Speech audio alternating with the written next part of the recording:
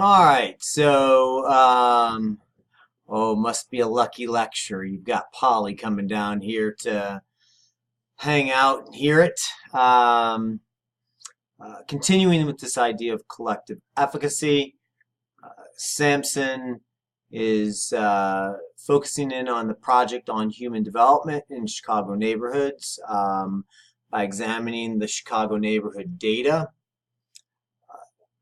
This particular set of research combines 847 Chicago census tracts into 343 neighborhood clusters to create meaningful senses of composition and geographic boundaries. What they're really getting at with this combination is that just because the U.S. Census breaks neighborhoods up in a certain way, it doesn't necessarily mean that's the way the neighborhoods see themselves. So in order to make more sense of the data, Sampson combines many of these census tracts into larger neighborhood tracts. They also interviewed 8,782 residents. They must have had a pretty good budget to do such a thing. And with their analysis or with their questions, they're trying to measure informal social control, i.e., children skipping school,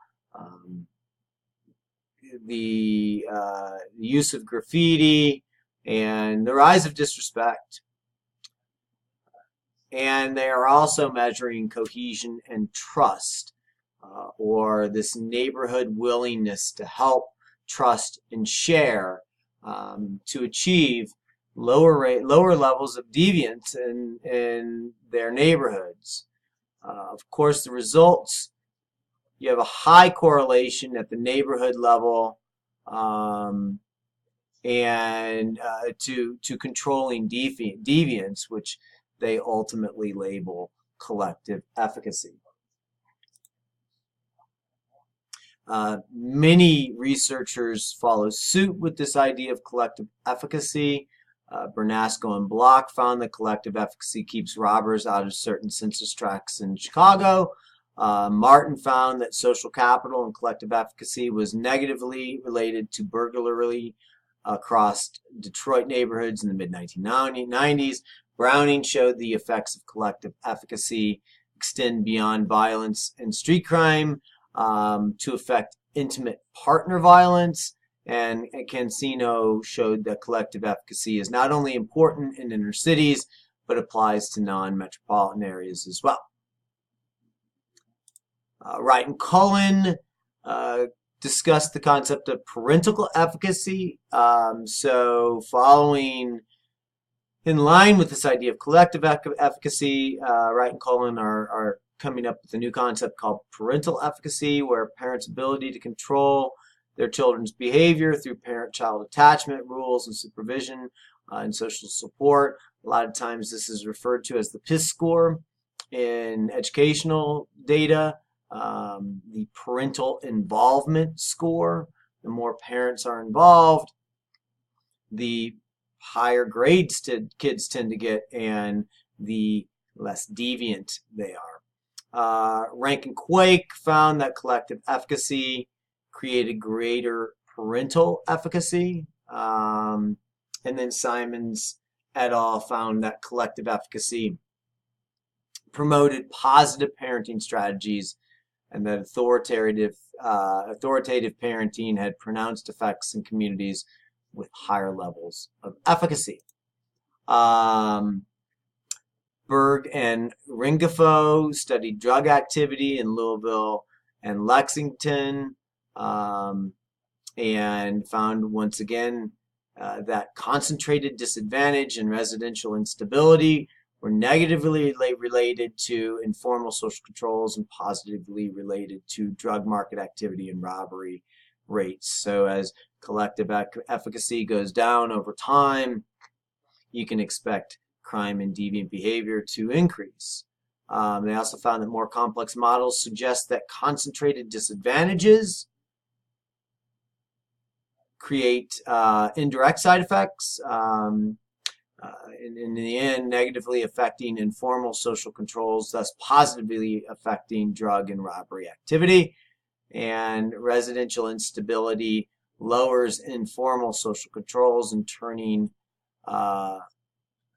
affecting drug and robbery activity into a more fruitful endeavor, if you will.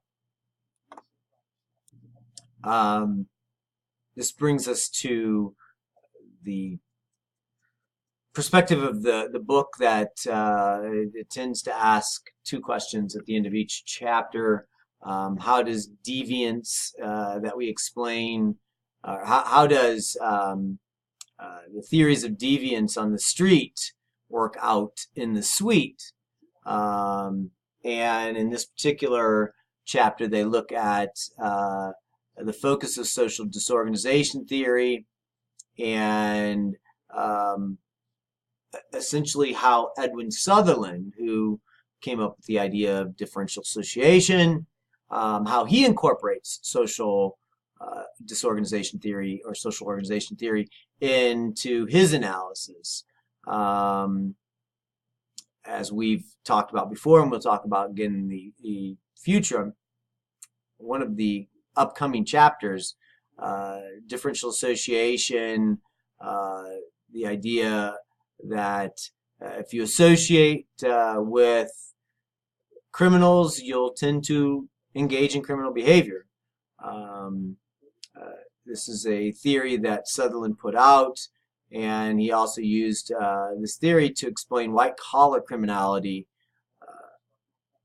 which alluded to social factors related to social disorganization theory as a potential cause for these white-collar forms of deviance. And then they look at Roth and other colleagues who incorporated social disorganization theory into the other understanding of state crime. So when you're talking about Sutherland's theories on differential association in reference to social disorganization theory, what they're really getting at is that even in a business community that's highly organized, you can have larger corporations that wield a lot of influence that can certainly engage in deviant behavior because they find it profitable and productive, and pretty much assume that nobody's going to call them on it, whether that's police or others in the business community itself. Some ways to see these ideas in action: of course, the Chicago Area Project, which began in the 1930s and used social disorganization theories as a basis of understanding what was going on in these neighborhoods. This emphasized the individual delinquent in the social context of delinquency. So it's not solely focusing on the individual as the problem. It's saying that something might be going on in the social space that these people find themselves in that can explain their deviant behavior. Another thing to look at is community policing and neighborhood watch programs. These programs are ultimately bringing residents together to solve problems, creating collective efficacy in these communities in an effort to push back against criminal and deviant behavior. And then, of course, zero tolerance policies, often based on the broken windows theory.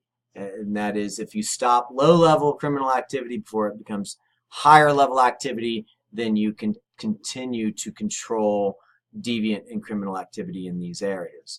Whether that's accurate or not, that can be argued, but that's social disorganization theory, and we're going to move on from here.